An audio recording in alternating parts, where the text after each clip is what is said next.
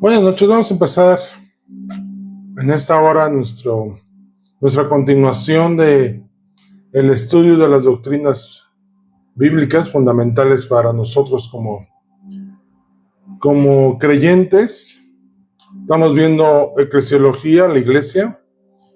Empezamos la semana pasada, nos quedamos en el fundamento de la iglesia, basándonos en Mateo 16, 18, en eso nos quedamos, donde Pedro hace esa declaración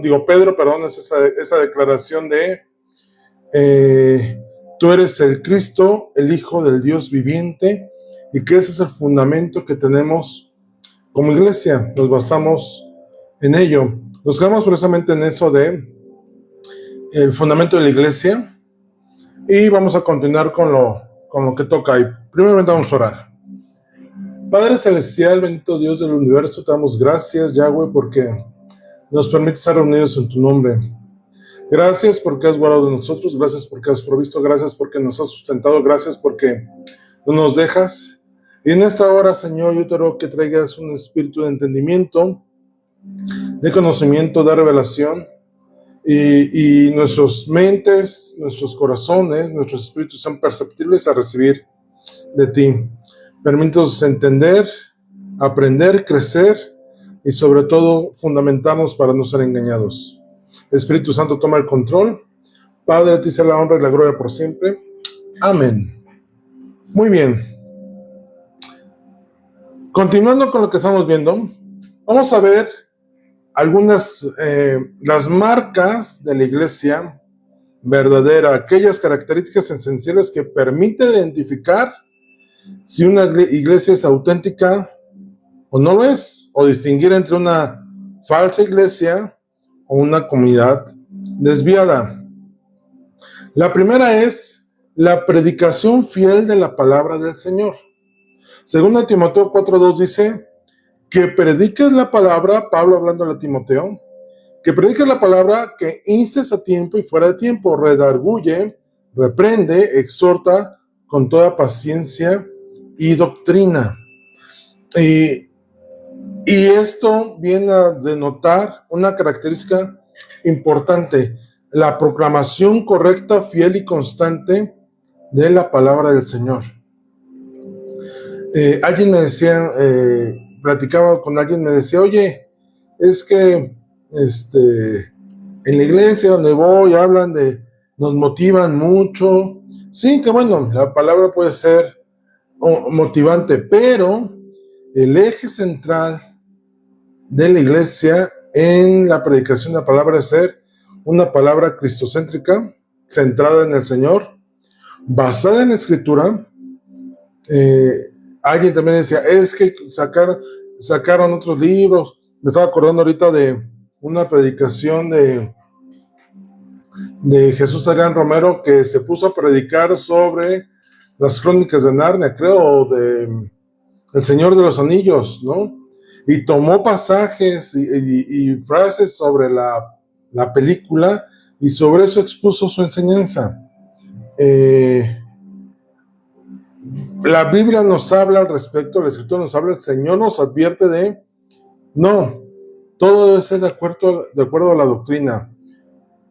Por ahí algunos me he visto que basan su enseñanza en la Biblia, sí, pero también en libros apócrifos o libros deuterocanónicos, esto es, aquellos libros que quedaron fuera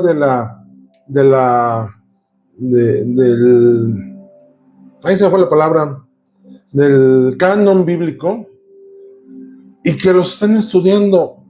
No dudo de ciertas cosas que históricamente pueden ser comprobables, de su valor histórico, pero por algo no están en el canon, ¿no? Yo no digo no los leas, no, estudialos, o sea, puedes estudiarlos, pero no puedes basar tu enseñanza en tal libro si por algo no está en el canon, ¿no? Si quieres complementar algo, digo, tampoco es que estén completamente al revés y si nos discernamos, pero esto es tiene que estar basada en la Escritura, volviendo al punto. Expuesta con fidelidad y no manipulada.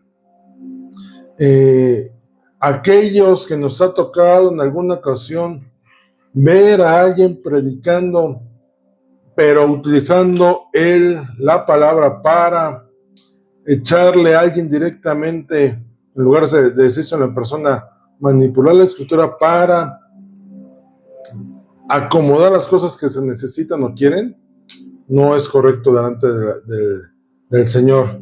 Y debe ser una palabra que se pueda aplicar a la vida. Yo no dudo que hay enseñanzas, como a lo mejor puede ser estas, que a veces la práctica en la vida diaria puede resultar un tanto difícil, porque ¿cómo aplico eclesiología en la vida diaria? Pero es entender el conjunto de la palabra del Señor para entonces entender cómo vivir. En ese caso, cómo discernir una iglesia que eso no es. Es como ocurre mucho en la preparatoria. ¿Por qué estudio cálculo? ¿Por qué estudio química? ¿Por qué estudio derecho si en la vida los voy a ocupar? Bueno, es para desarrollar la capacidad intelectual de análisis para la vida. Y a lo mejor en la vida no desarrollarás, tendrás que ocupar cálculo matemático, o a lo mejor sí, y a lo mejor no vas a estudiar derecho, pero tienes que saber al respecto. Asimismo, la Escritura nos permite conocer de todas las áreas aplicables en nuestra vida, y así debe de funcionar y ser expuesta. La importancia está en que la palabra es la autoridad suprema en la iglesia. De hecho, Pablo dice, si alguien viene a enseñar algo diferente a lo que la doctrina que se ha implantado o de los apóstoles, no, simplemente no es aplicable. Y donde la palabra se corrompe, la iglesia se corrompe. Dice Mateo 28, 19, pasando al segundo punto, la correcta administración de las ordenanzas. Hay dos ordenanzas que son comunes o que se comparten dentro de todas las congregaciones o iglesias denominadas cristianas evangélicas. Uno es Mateo 28, 19, dice, por tanto, id y hacer discípulos a todas las naciones, bautizándolos en el nombre del Padre y del Hijo y del Espíritu Santo.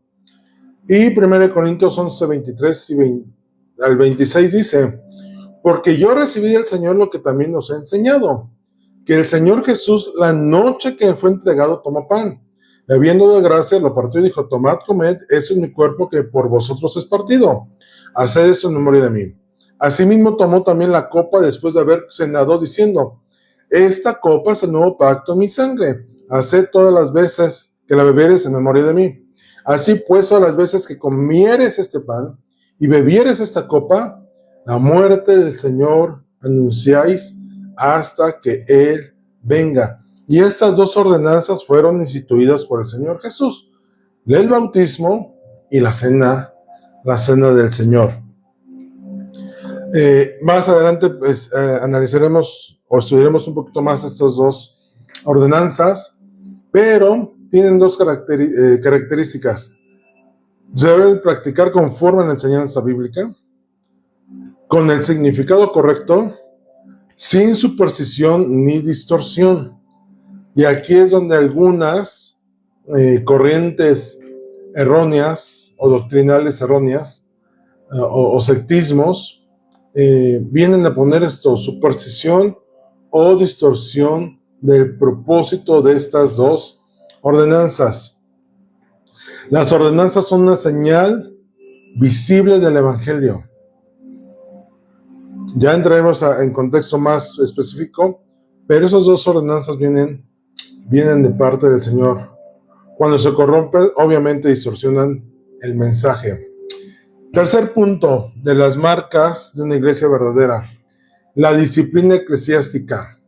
Mateo 18, del 15 al 17 dice, por tanto, si tu hermano pecare contra ti, ve y repréndele estando tú y él solos. Si te oyere, has ganado a tu hermano. Mas si no te oyere, toma aún contigo a uno o dos, para que en boca de 2 o 3 testigos conste toda palabra.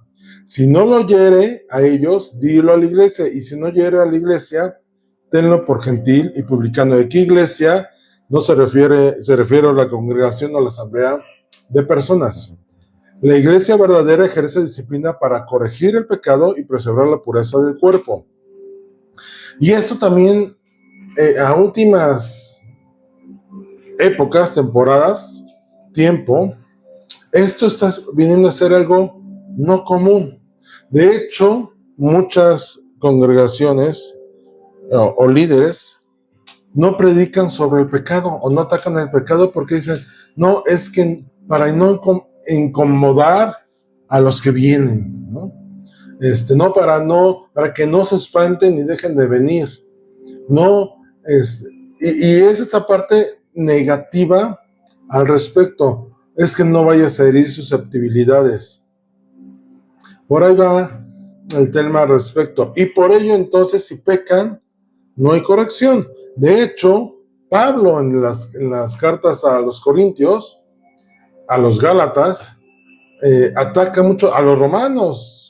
Bueno, en general creo que en todas las cartas. Pero hablando de casos específicos, a los Corintios les dice, oigan, ¿qué están haciendo? No porque tengan dones, eso implica que puedan pecar, crucificándose en la manifestación espiritual. A los romanos les dice, ¿qué pues? ¿Pecaremos para que la gracia sobreabunde? En ninguna manera. ¿Por qué? Porque los romanos decían, bueno, si la misericordia de Dios no se ha acabado, pues sigamos pecando, pues para ver hasta dónde la misericordia llega. Y dice Pablo, no están entendiendo que les está dando misericordia para que tengan un tiempo de arrepentirse y dejen de obrar como estaban obrando. Gálatas les dice, oigan, ¿quién nos estorbó? ¿Quién nos engañó? Ustedes ya estaban caminando y se han vuelto esclavos nuevamente de rudimentos humanos y de pecado. Y en las iglesias, mucho hoy, y hay que tener cuidado, no se puede caer en esto de no tocar el pecado. Digo, tampoco estoy exponiendo que todo el tiempo se hable de pecado, no. Pero sí, el mensaje de los profetas, el mensaje de Jesús, era muy claro: arrepentíos porque el reino de los cielos ha llegado. Todos los profetas exponían el pecado, hablaban sobre la posición delante del Señor y la esperanza, solución que el Señor daba al respecto. Y siempre la palabra era: volveos a mí. No los dejaba condenados, sino volveos a mí. ¿Cuál es el propósito entonces de ejercer una disciplina en la iglesia? Uno, restaurar al creyente, mantener la santidad de la iglesia y proteger el testimonio. Y esto de proteger el testimonio viene, vamos a platicar un poquito. Si tú o la iglesia, vamos a hablar del cuerpo de Cristo, permite que el pecado siga extendiéndose sin corrección, viene a ser un tema de y eso que para el mundo decir, y eso que son cristianos, ve cómo se comportan, ve cómo son. Todos esos de la iglesia se comportan de tal manera.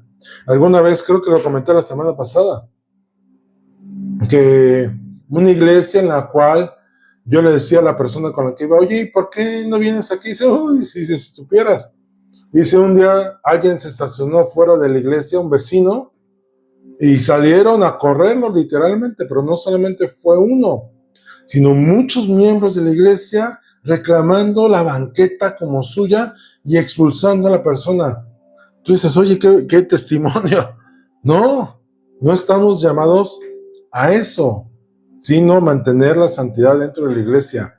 Si alguien en la iglesia empieza a pecar de una manera y no es detenido, no es corregido, empieza a contaminar a los demás. Tengo aquí un testimonio familiar, ¿no? Me contaba mi papá en algún momento una historia en la cual mi abuelo tuvo que ponerse firme y serio con uno de sus hijos que era rebeldón, ¿no? Era el más rebelde de sus hijos y que entonces decía, oye, en su juventud obviamente, oye, ¿sabes qué? Vete de la casa, ¿no? Dicen, porque si no me vas a echar a perder los demás. En la iglesia, cuando el pecado se permite de esa manera y la santidad es transgredida, empieza a contaminar a los demás. Empieza a ser una epidemia dentro de la iglesia y después, ¿cómo se puede corregir? Esta disciplina o corrección debe ser justa, amorosa, progresiva y basada en la Escritura. Hace un tiempo leí un libro que se llama Cultura de Honor y expone esto muy enfáticamente. Yo creo que es un maltrato o una mala aplicación de este principio. Dice, yo creo que te ha tocado ver experiencias en las cuales alguien peca o es encontrado en algo incorrecto y es bajado, quitado del ministerio, mandado a la banca y a ver hasta cuándo me acuerdo de ti para volverte a poner a servir, ¿no? Yo volteo hacia atrás y digo, ¿cuántas personas han sido extraviadas y enfriadas por una actitud así? Pecaste, te bajas del ministerio y ya, ¿no? Y nunca hay seguimiento, nunca hay restauración, nunca hay qué hacer para que la persona no se vaya al mundo. En este libro se explica lo siguiente. Una pareja de jóvenes, líder de jóvenes, que ya se iban a casar, caen en fornicación y la mujer queda embarazada, ¿no? Entonces, los jóvenes van con el pastor y dicen, no, ya pastor, ocurrió esto, ¿no? Dice, y si nos sacan del ministerio lo entenderemos, y el pastor le dijo, no, van a ser corregidos, pero no van a dejar de servir, van a seguir siendo líder de jóvenes, pero tienen que ser ministrados y restaurados. Y los jóvenes decían, oye, pero es que, ¿cómo le vamos a decir a los jóvenes? Y bueno, esa es una de las consecuencias que ustedes tienen que llevar.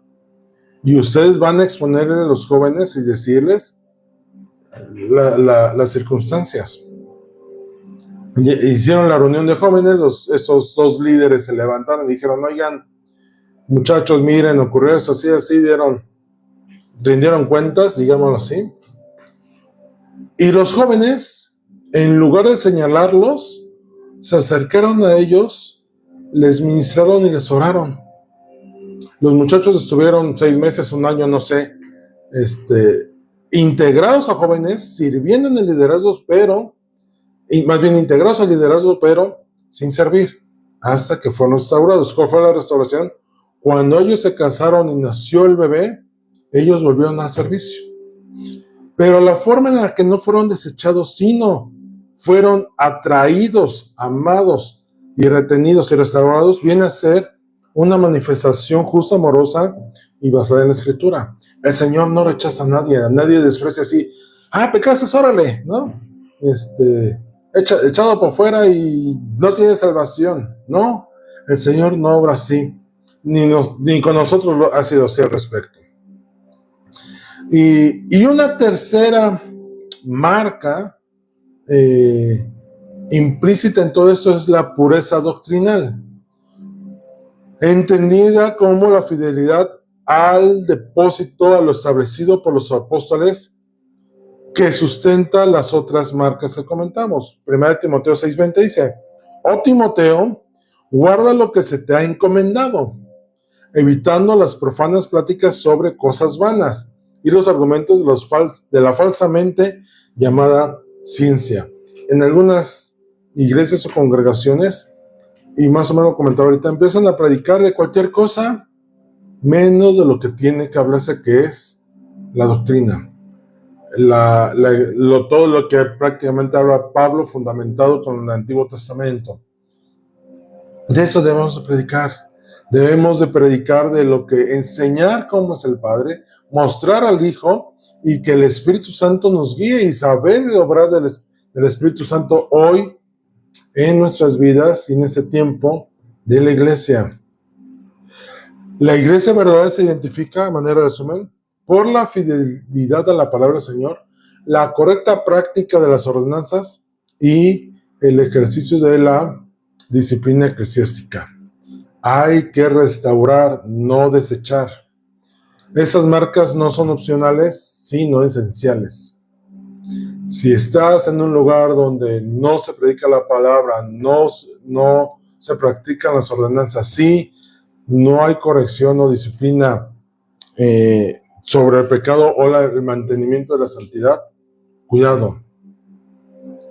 Dentro de esta parte de la sana doctrina también es, voy a ser muy específico por el caso de el mal llamado evangelio, porque ni siquiera es evangelio, de la prosperidad.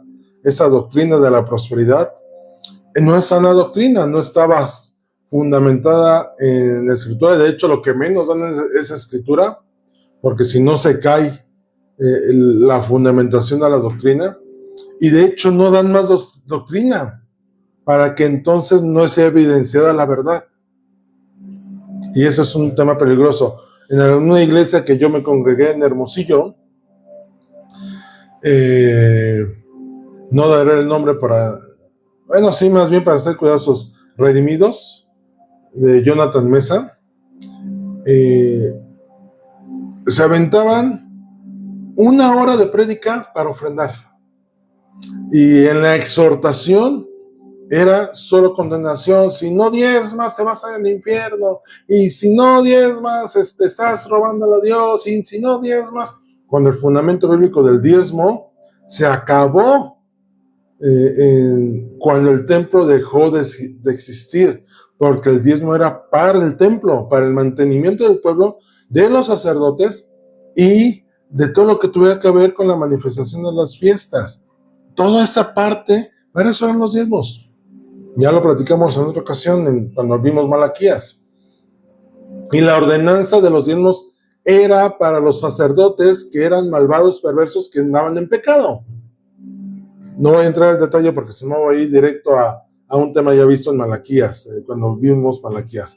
Pero la iglesia verdadera tiene la intención, o debe ser la intención, mantener y garantizar la pureza doctrinar, la salud espiritual y auténticamente dar un buen testimonio hacia el mundo. Y aquí pasamos al propósito y misión de la iglesia. La misión de la iglesia es glorificar al Padre mediante la proclamación del Evangelio, la formación de discípulos y la manifestación visible del carácter de nuestro Señor Jesucristo en nosotros para con el mundo. Mateo 28, 19 y 20 dice: por tanto, id y hacer discípulos a todas las naciones, bautizándolos en el nombre del Padre, del Hijo y del Espíritu Santo, la primera ordenanza, enseñándoles que guarden todas las cosas que os he mandado, y aquí yo estoy con vosotros todos los días hasta el fin del mundo. Y en este pasaje viene la misión: id y hacer discípulos. Y dice, ¿cómo los hace discípulos? Enseñándoles. No puedes decir que tienes discípulos y no les enseñas. Tienes que enseñarles cómo vivir, actuar y reaccionar y pensar, vivir 24/7 en el Espíritu, conforme a las Escrituras. Y eso está fundamentado en este pasaje, en el cual es conocido como la Gran Comisión. ¿A qué fuimos llamados? A hacer manifiesto y notorio el Evangelio, el plan de salvación del Señor a todas las naciones. El Señor ordenó ir, hacer discípulos, bautizar y enseñar. Eso define la esencia de la misión. ¿Qué más tenemos que hacer como iglesia? ¿Qué otra parte nos fue encomendado? Dice 1 Corintios 10:31: si pues coméis o bebéis o hacer otra cosa, hacedlo todo para la gloria del Padre, de Dios. Cuando no hacemos esto, ocurre Todo lo contrario, dar un buen testimonio. La misión no es salvar hombres, sino glorificar al Padre. ¿Y cómo lo glorificamos? Cuando compartimos. Si nosotros vamos con la intención de ir y salvar personas sin reconocer al Padre, en vano es lo que estamos haciendo. Todo tiene que ser pensando en que el Señor sea reconocido. Darle la gloria es que Él sea reconocido en nuestro diario vivir. Juan 20:21 dice, pero estas se han escrito para que creáis que Jesús es el Cristo, el Hijo de Dios, y para que creyendo tengáis vida en su nombre. La misión es la continuación de la obra de nuestro Señor Jesús. Él cuando vino dijo, arrepentíos, porque el reino de los cielos ya está aquí, ya está con ustedes. El Señor vino a reafirmar la ley, cumpliéndola en sí mismo, y no solamente para darnos salvación, sino para que eso que Él empezó a hacer, evangelizar, compartir, predicar, enseñar, en esos 3 años y medio que lo vemos en los 4 evangelios, cómo Él iba compartiendo el reino de los cielos en enseñanza, en milagros, en comportamiento. Porque dice la Escritura que Él enseñaba como con autoridad, como alguien que tiene autoridad, y no como los fariseos. Y ya lo compartía, ¿qué significaba esto de tener autoridad? Que Él no hablaba de alguien más, Él se hacía responsable de sus palabras. Los fariseos decían, es que ustedes tienen que, la ley dice que tienen que no deben adulterar. Oye, pero pues mira, yo ya me junté con alguien y no me he casado, pero mira, estoy viviendo, ¿qué hago? Bueno, y los fariseos decían, bueno, es que las escrituras dicen, ¿no? Los profetas dicen, o la ley dice. El Señor hablaba en primera persona. Yo os digo, Jesús utilizaba mucho esto, habéis oído tal mandamiento, dice, pero yo os digo, o sea, yo me estoy haciendo responsable y tengo la autoridad para hacerlo, obviamente la tenía, para corregirles tal cosa. No es el mandamiento como les dijeron, sino como yo os digo. Entonces, en esa continuación de la obra del Señor es que nosotros hacemos lo que Jesús vino a hacer, nuestro Señor, que fue compartir la salvación para las personas, glorificando al Padre. La misión que es el plan del Padre de Dios para nuestras vidas. De algunos elementos esenciales de esta misión es la evangelización, que es compartir las buenas nuevas de salvación. Marcos 16:15 dice, y les dijo, id por todo el mundo y predicar el evangelio a toda criatura. No se queden aquí sentaditos. Recuerdo mucho una escena de la película de A Medias Tintas, de la productora Armagedón de Paco del Toro, que por ahí unos hermanos en la iglesia quieren salir a evangelizar y una jovencita quiere salir y el papá no la deja y dice, no, es que no, mejor ve a tomar un curso, ve a tomar un seminario y después irás. Y la muchacha la joven le dice a su papá, ¿no crees que ya hemos comido demasiado? En lugar de salir y compartirlo, estamos engordando, solamente poniéndonos obesos de mucha enseñanza y nada de práctica. La misión, si queremos cumplir la gran comisión, es salir y compartir el evangelio. Implica predicación clara, llamado al arrepentimiento y centrado en Cristo. Es innegable que tenemos que comunicar la condición del ser humano para que entonces ellos vengan a arrepentimiento. Esa es parte del evangelio.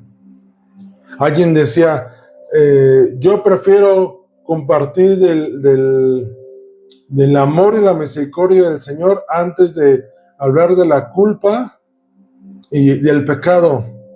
Y ya le escribí a esa persona, oye, pero ¿cómo quieres hablar de misericordia si no hablas de justicia y si no hablas de juicio? No se puede entender amor y misericordia y gracia si no hablas de condenación y de pecado. Esa era la forma de los profetas. Confrontaban para que el Señor les mostrara misericordia.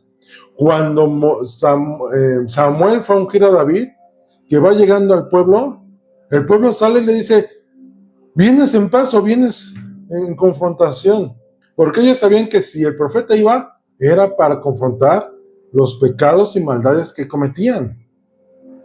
El profeta no llegaba a consecuentar el pecado, sino a corregir, a exhortar a dejarlo.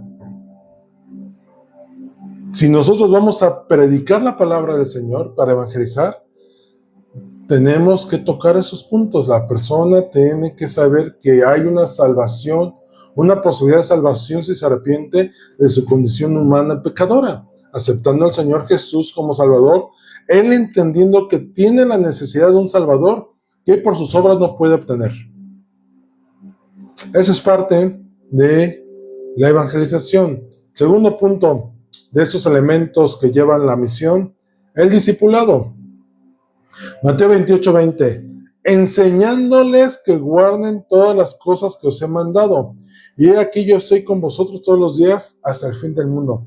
Imagínate, vas a compartir el Señor, pero lo primero que haces es decirle, pero no, el Señor exageró.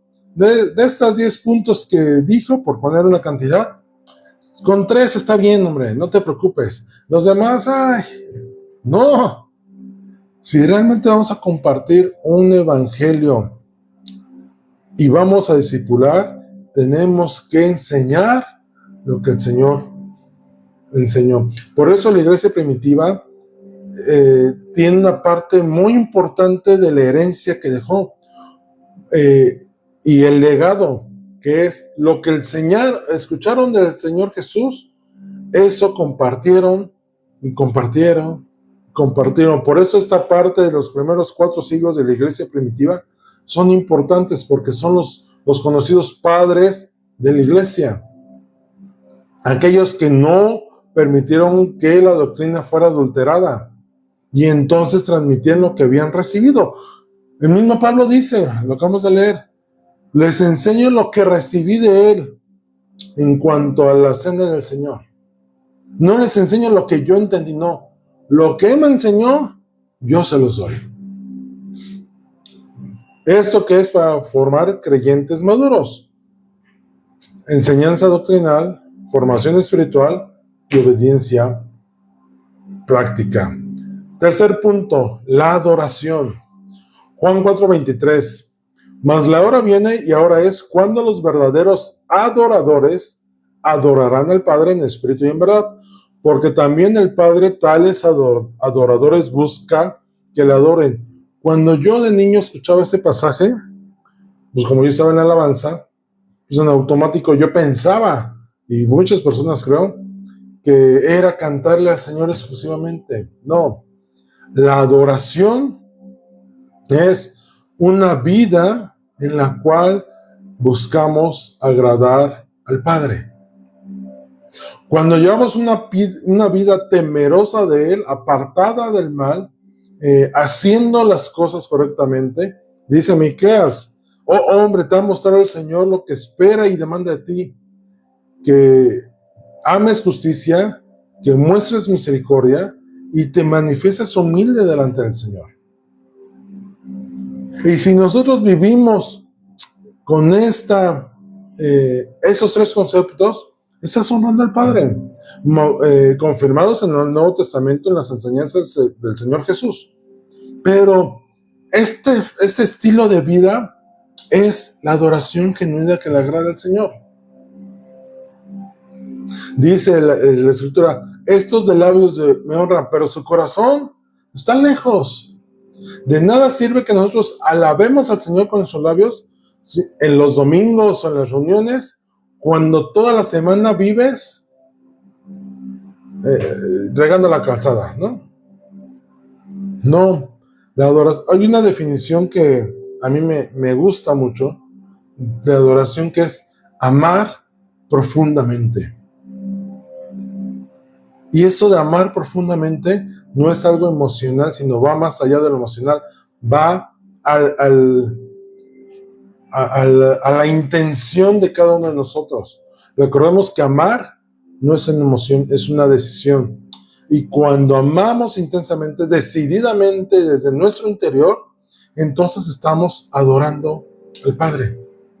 Y por eso hace rato leemos, hagan todo para la gloria del Señor. Cuando hacemos todo para la gloria del Señor, estamos llevando una vida de adoración.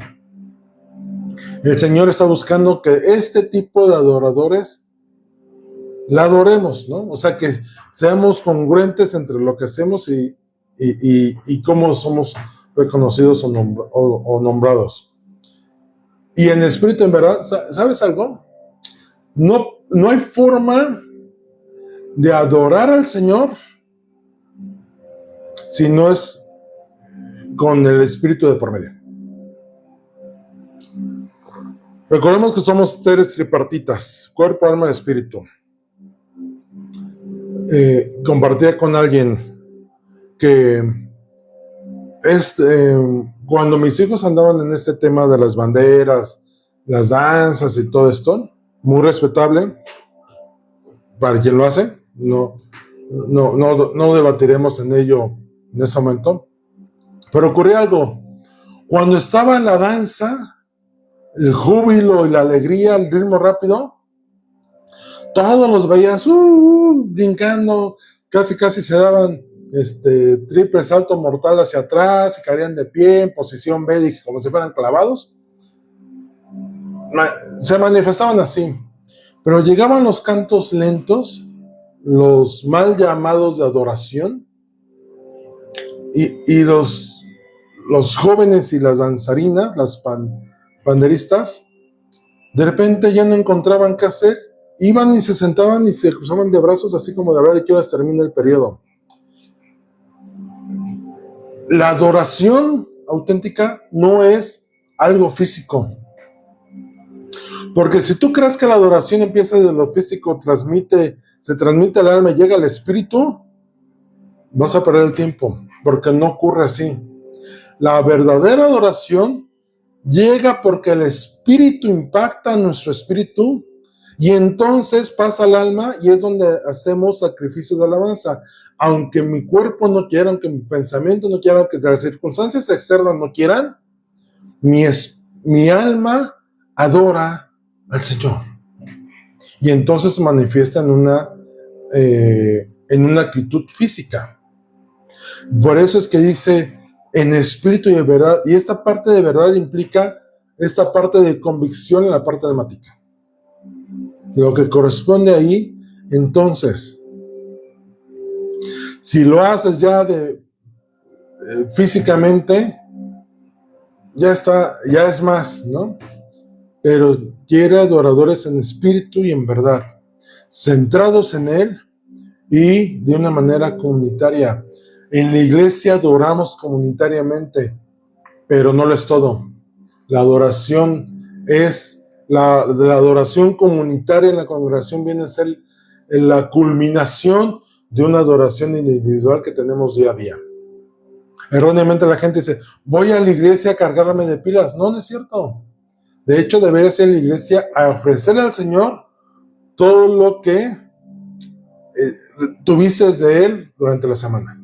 Lo que recibiste de él durante la semana, cuando llegamos a la adoración congregacional, es la ofrenda que le entregamos a Él. El siguiente punto, hablando sobre esto, la comunión. Hechos 2:42 dice, y perseveraban en la doctrina de los apóstoles, en la comunión unos con otros, en el partimiento del pan y en las oraciones. Ya en la semana pasada comentaba esto.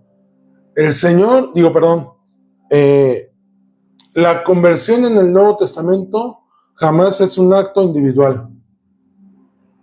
Si tú eres insertado en el templo, eres insertado en el cuerpo de Cristo para vivir en coinonía, en armonía, en unidad. No puede haber unidad de uno solo. De hecho, no hay ermitaños espirituales. De hecho, va en contra de principios bíblicos. Si tú eres creyente, es necesario congregarte, convivir con los mismos de la comunidad en Cristo.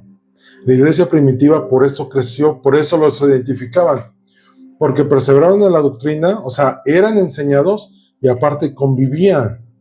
Se ha distorsionado mucho este tema de la convivencia en las iglesias, porque caen en activismos y a veces para una reunión pocos van, pero si hay fiesta, convivio, pachanga, toda la iglesia va.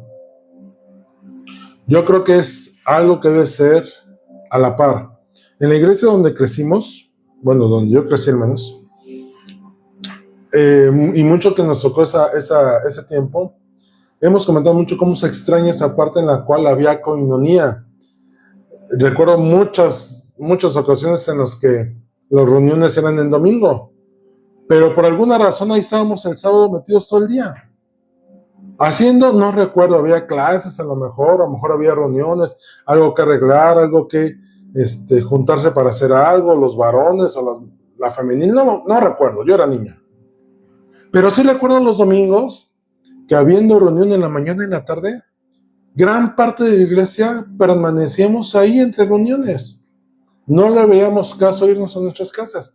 Ahí convivíamos como familia. Y recuerdo que hasta no faltaba compartir alimentos y estar reunidos en mesas y varias familias o los padres de familia en un lado y las mujeres por allá también, ellas iban así cotorreando, ¿no? Pero no es chismorreando, no. Conviviendo, haciendo armonía. Estamos llamados a ello. La relación espiritual entre creyentes implica unidad, edificación mutua y amor práctico. De hecho, esa edificación mutua es algo importante. Cuando tú estás viviendo situaciones en las cuales dices, ¿por qué a mí? Y poder tener convivencias con otras, puedes, o ser edificado y que te den palabras de ánimo y aliento, a lo mejor sin pensarlo, o darte cuenta que otras personas padecen igual o peor alguna circunstancia en ese momento. Pero en todo esto el Señor se manifiesta en nosotros. Desgraciadamente y tristemente llegamos al punto de personas que dicen, no, yo voy a la iglesia y llego poquito después de que terminó la reunión y me voy poquito antes para no hablar con nadie. ¿Sabes qué? Algo está mal en ti, con todo respeto. Porque si el Señor está en nosotros, tenemos que llegar a la armonía. Sí, yo entiendo que hay hermanos no soportables, sí entiendo que hay personas que no son fáciles de llevar, pero estamos llamados a la comunión unos con otros. Cuarto, quinto, no recuerdo, servicio. Gálatas 5:13 dice, porque vosotros, hermanos, a libertad fuisteis llamados, solamente que no uséis esa libertad como ocasión para la carne, sino servíos por amor los unos a los otros. Y servíos, ayúdense los unos. Bueno, no quiero decirlo así porque se va. Ayúdense entre ustedes. ¿En qué te puedo ayudar? Hace un tiempo, ya he comentado, muchacho Omar, hijo de Gaby, tiene un don de servicio innato, ¿no? Natural en él, es su personalidad y su carácter. Buscando ayudar a quien lo necesita. Y recuerdo muy bien, Gaby y yo platicando con él, y de repente él se quedó atrás, y Gaby y yo no nos dimos cuenta. Entonces ya cuando reaccionamos, oye, y Omar cruzando la calle con una ancianita, ayudándola a cruzar, ¿no?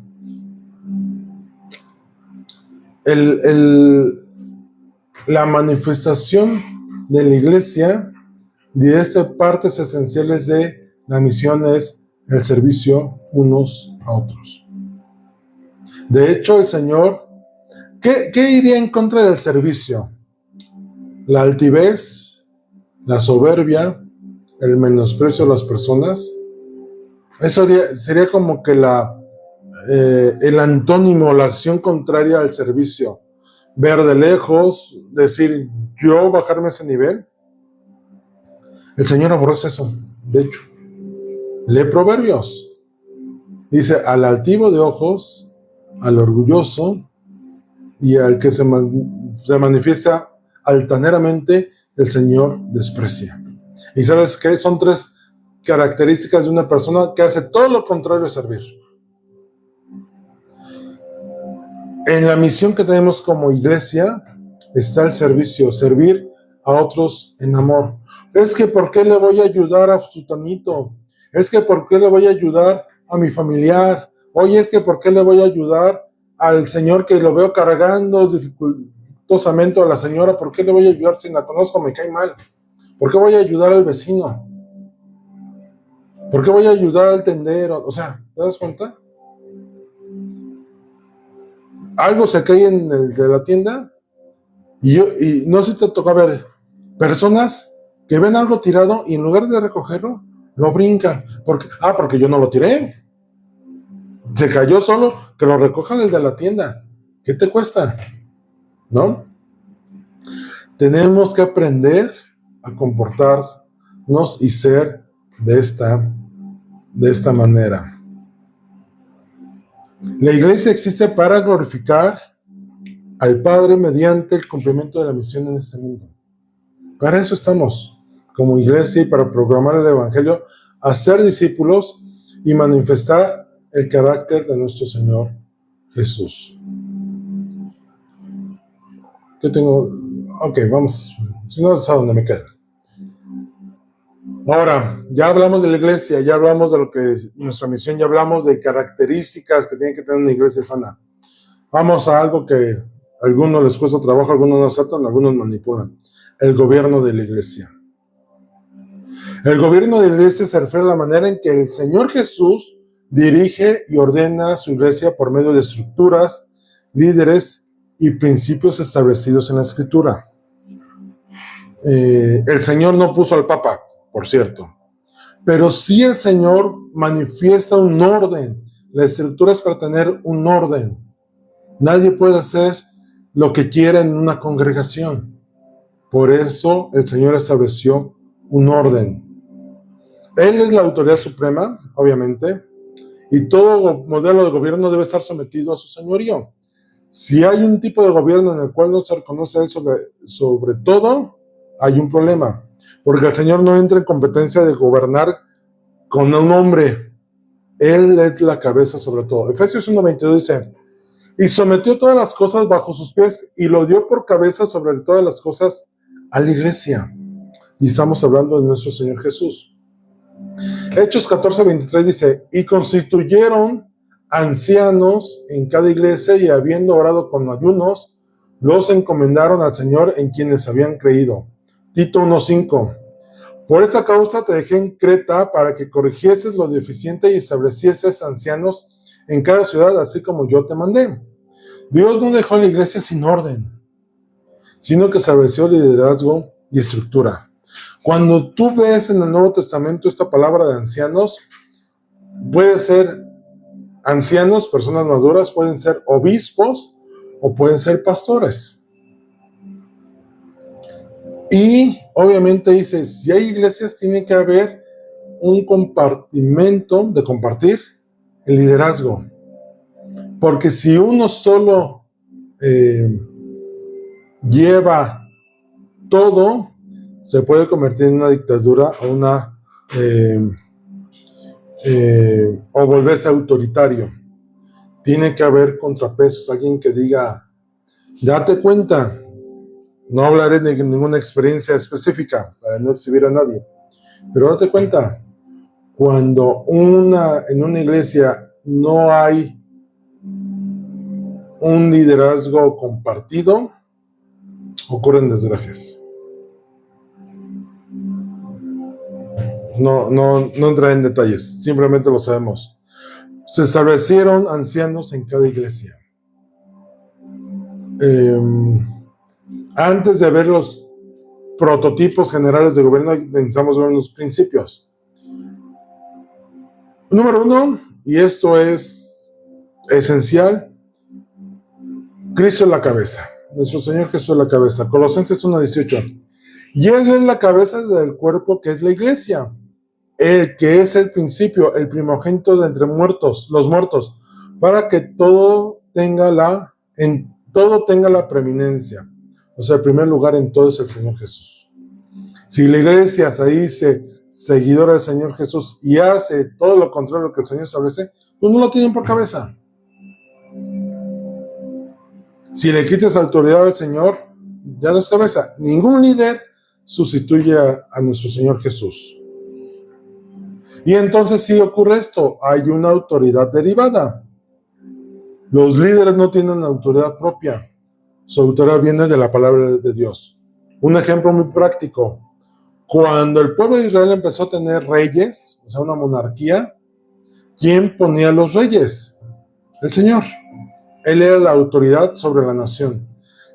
Saúl no lo entendió, David lo entendió perfectamente, de ahí que toda su descendencia estuvo mantenida en el trono.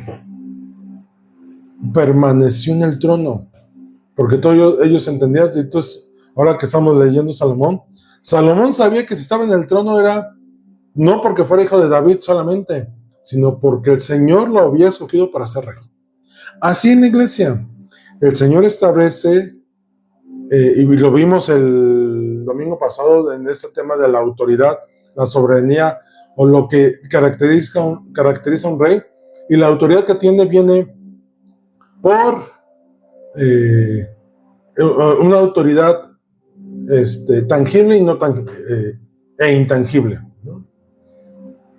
La autoridad que pueden llegar a tener los líderes dentro de la iglesia no es por ellos, sino por el Señor respaldándolos a ellos. Hechos 20:17 nos habla de un liderazgo plural. Enviando pues desde Mileto a Efeso, hizo llamar a los ancianos de la iglesia.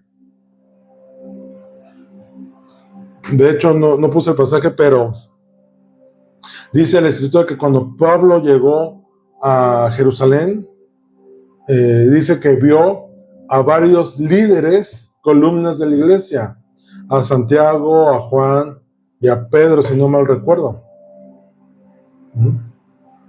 Y todos eran líderes. Y el que encabezaba en Jerusalén era Santiago, el hermano del Señor Jesús. Pero todos eran reconocidos en el liderazgo.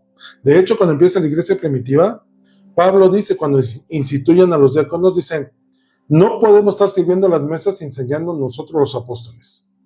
Así que vamos a delegar responsabilidades.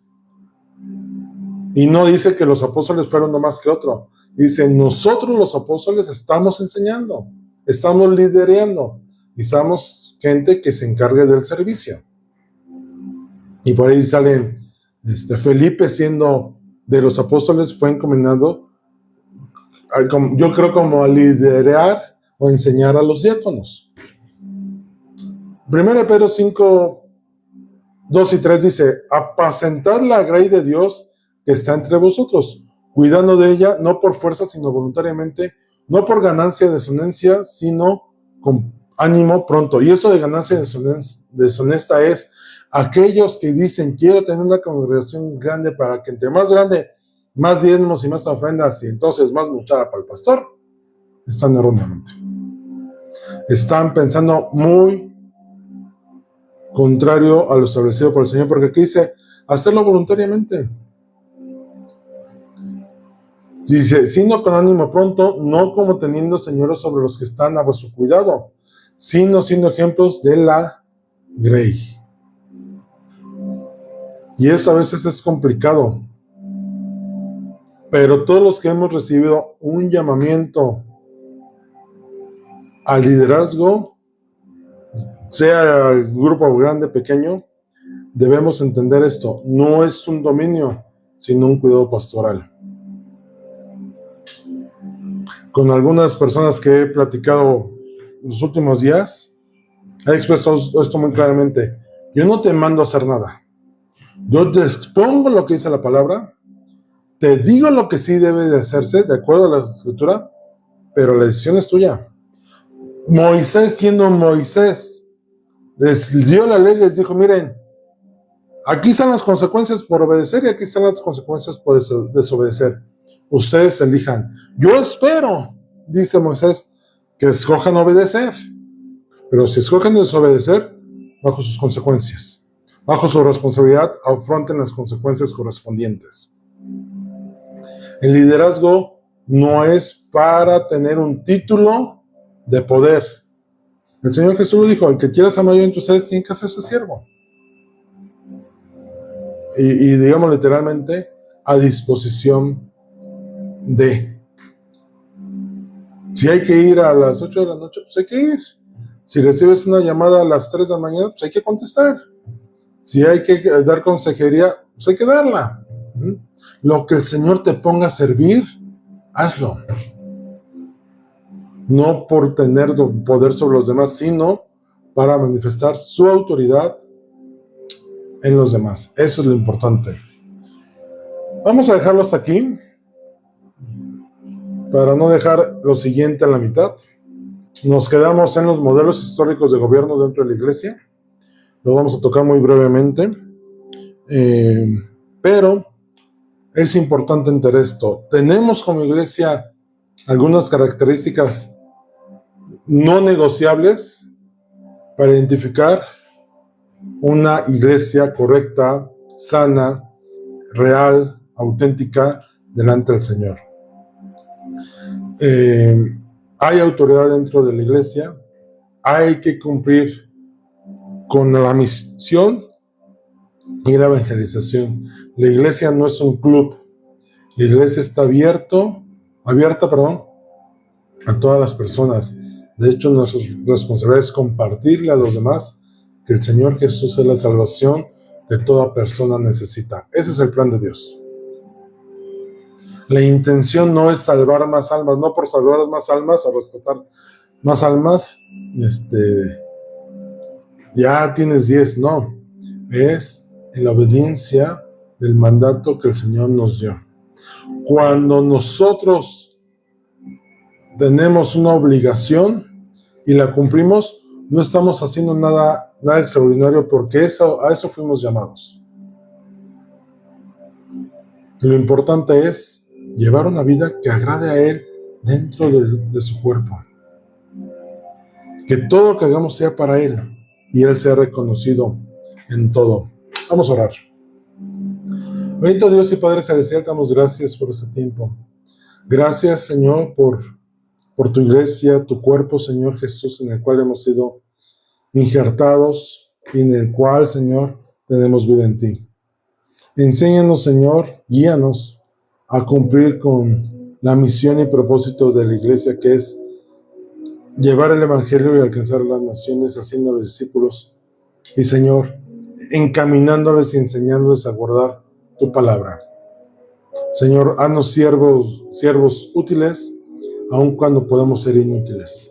Señor, úsanos para tu gloria y enséñanos también a someternos a autoridad sin que las personas arriba de nosotros ejerzan dominio. Somos discípulos, no somos sus siervos ni sus esclavos, Señor. Enséñanos, Señor, a vivir una vida de iglesia correctamente delante de ti. En los méritos preciosos de nuestro Señor Jesucristo. Amén.